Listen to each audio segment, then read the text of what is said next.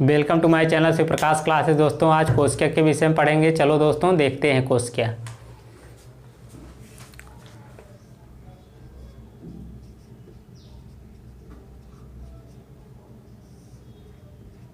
कोशिका दोस्तों किसी जीव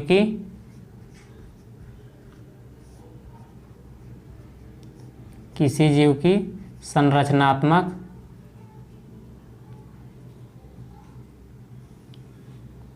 एवं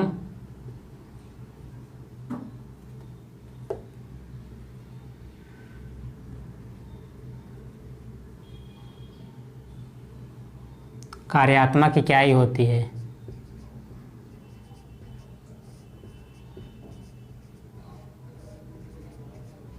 दोस्तों कोशिका किसी जीव की संरचनात्मक एवं कार्यात्मक इकाई होती है। अब देखते हैं दोस्तों कोशिका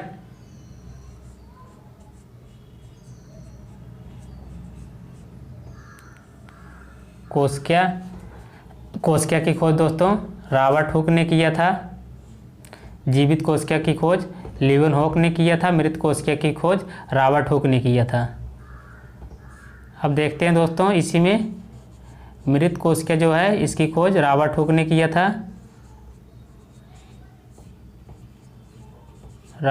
किया था। जीवित कोशिका की खोज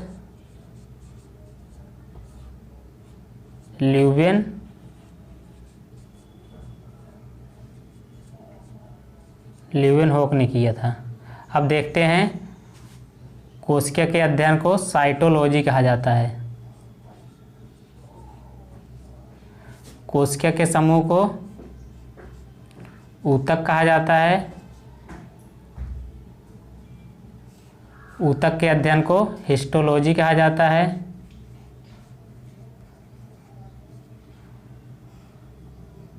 ऊतक के समूह को अंग कहा जाता है। इंग्लिश में इसे ऑर्गन कहा जाता है। ऑर्गन के समूह को या अंग के समूह को ऑर्गन सिस्टम कहा जाता है।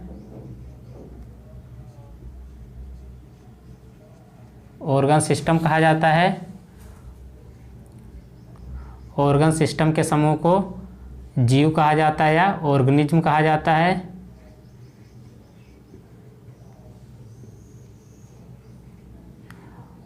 जीवों के समूह को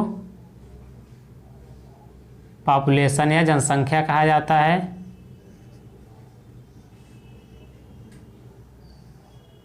अब देख लेते हैं इसी में जनसंख्या के अध्ययन को डेमोग्राफी कहा जाता है। दोस्तों आप लोग इसे नोट डाउन कर लीजिए। दोस्तों देखते हैं कोशिका के प्रकार।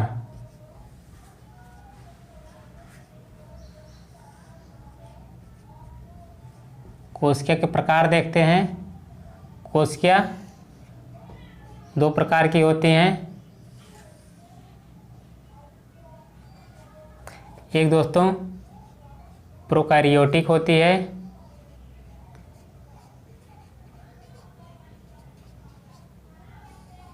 प्रोकैरियोटिक है। दूसरी यूकैरियोटिक है।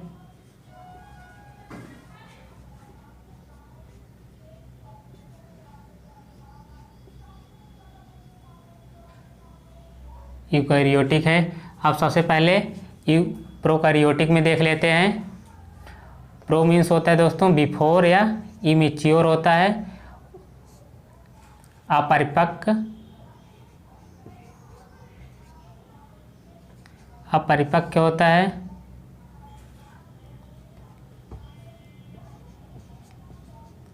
कैरियोन मीन्स होता है केंद्रक या न्यूक्लियस इंग्लिश में। इसमें दोस्तों जो केंद्रक होता है वो उससे केंद्रक झिल्ली से नहीं घिरा होता है। अब देखते हैं यूकैरियोटिक का फिगर। इस प्रकार से कुछ होता है दोस्तों।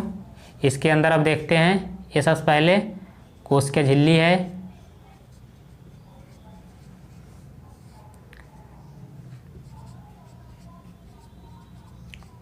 कोशिका झिल्ली है। कोशिका द्रव्य है।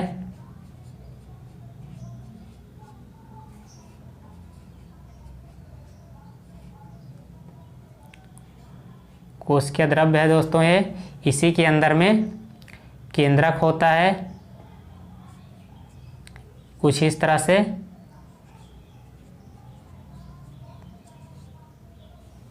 केंद्रक के अंदर में डीएनए होता है, लेकिन इसमें दोस्तों हिस्टोन नाम की प्रोटीन नहीं होती है, ना ही इसके केंद्रक झिल्ली इसके बाहर पाया जाता है। यहाँ पर दोस्तों राइबोसोम होता है। राइबोसोम राइबोसोम हो गया दोस्तों। जिस क्षेत्र में दोस्तों केंद्रक पाया जाता है कुछ इस तरह से, इस पूरे को न्यूक्लियोटाइड कहा जाता है। न्यूक्लियोटाइड कहा जाता है।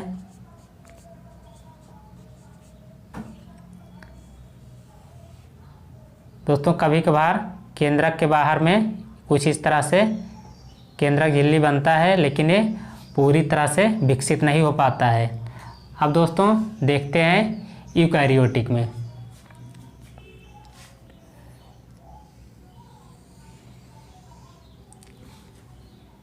ये दोस्तों कोशिका झिल्ली हो गया।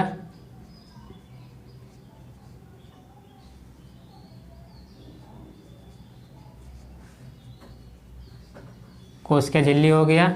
इसके अंदर दोस्तों कोशिका द्रव्य होता है।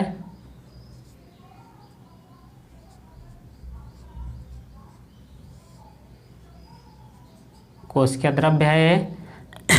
कोशिका द्रव्य में ही राइबोसोम पाया जाता है।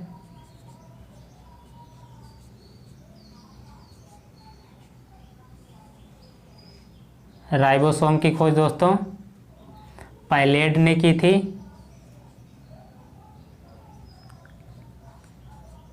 पायलेड ने की थी। उसके बाद और देखते हैं, राइबोसोम को प्रोटीन की फैक्ट्री कहा जाता है।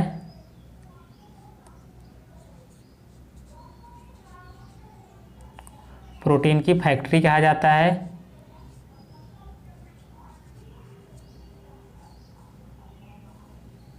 अब देखते हैं कुछ इस तरह से माइटोकॉन्ड्रिया होता है।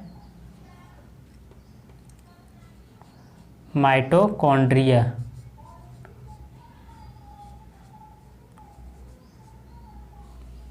माइटोकॉन्ड्रिया होता है। माइटोकॉन्ड्रिया की खोज ओल्टमैन ने किया था।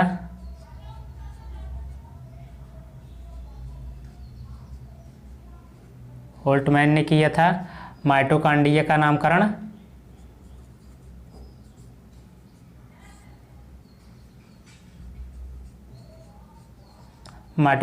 नामकरण बेंडर ने दिया था। अब देखते हैं लाइसोसोम। लाइसोसोम को दोस्तों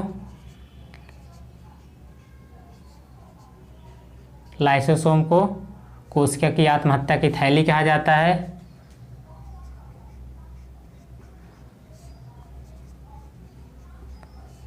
आत्महत्या की थैली कहा जाता है इसे। उसके बाद देखते हैं इसकी खोज किसने किया था। इसकी खोज दोस्तों डूबे ने किया था। अब देखते हैं और तारकाय है कुछ इस तरह से दोस्तों। यहाँ पर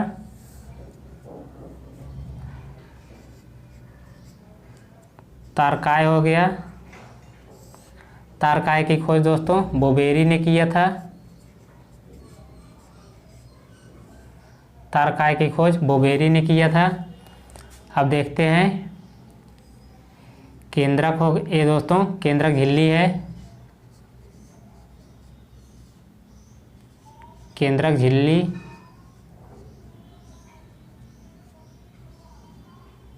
झिल्ली है। केंद्रक झिल्ली के अंदर दोस्तों केंद्रक पाया जाता है।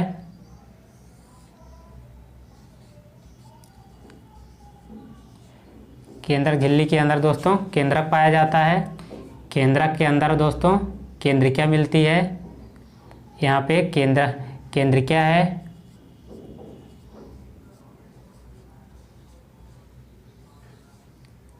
ये दोस्तों जो है इसके अंदर केंद्रक के अंदर ये केंद्रिका है। चलो दोस्तों अब देख लेते हैं केंद्रक की खोज किसने किया था। केंद्रक की खोज दोस्तों रॉबर्ट ब्राउन ने किया था। केंद्रक की खोज रॉबर्ट ब्राउन ने किया था।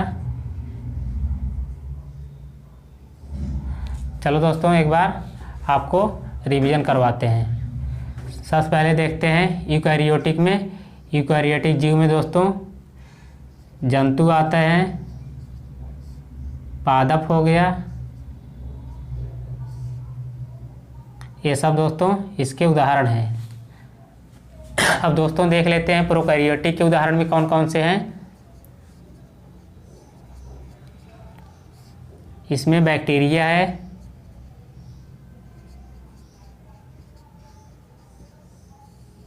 बैक्टीरिया है, उसके बाद नीलहरित शैवाल है,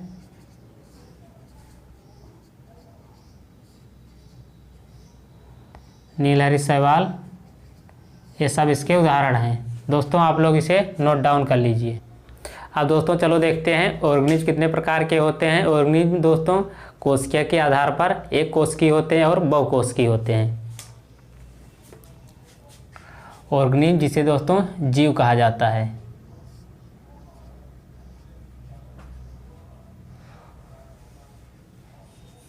एक कोशिकीय होते हैं, कुछ बहुकोशिकीय होते हैं।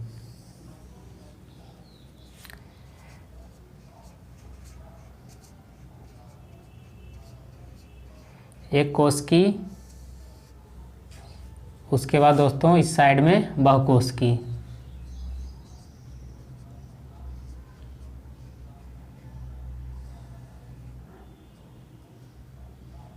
पहले दोस्तों एक कोशिकीय में देख लेते हैं।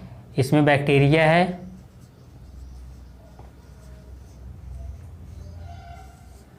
बैक्टीरिया है, उसके बाद अमीबा है, पैरामीशियम है,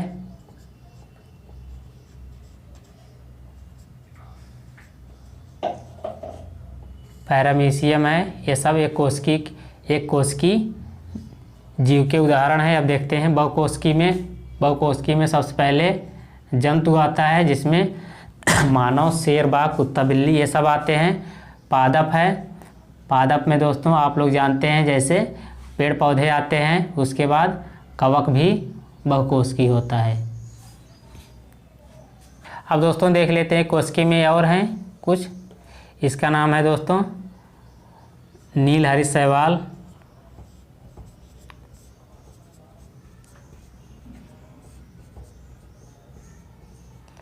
नीलहरित शैवाल हैं दोस्तों जिसे साइनोबैक्टीरिया कहा जाता है।